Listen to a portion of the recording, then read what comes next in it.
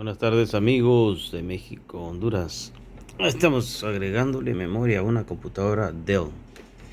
Es una Optiflex 7040.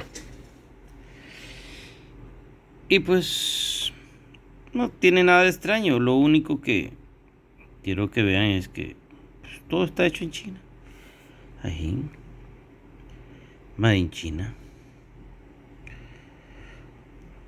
Made in China. ¿Será que son más capaces? No.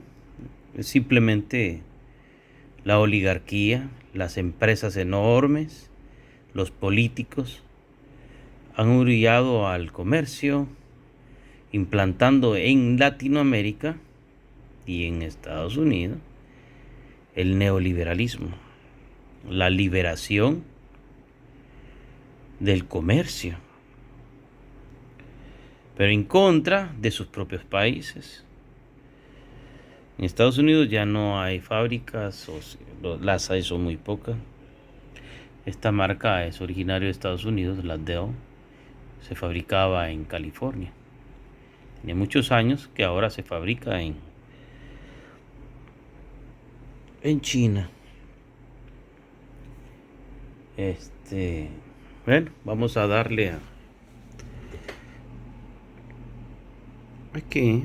Dice que el sistema de la memoria ha cambiado, sí. Le agregué más memoria. Estoy en mi lugar de trabajo. Miren, una empira. Pero también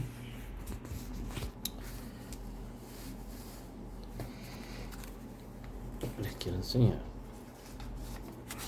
Y este es de México. Estoy en México. Bendito México.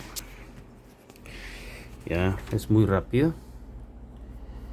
Le agregué el doble, tenía 8 gigas.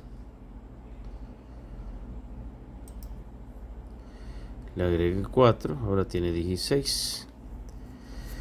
El disco ya no es disco duro, es un Solid State Drive. Solid State Drive. Es como una memoria. Y hace que el sistema operativo trabaje más rápido. Es un pequeño video. Cualquier pregunta, con gusto. Soy ingeniero en sistemas computacionales con muchos años de experiencia. Saludos y adiós.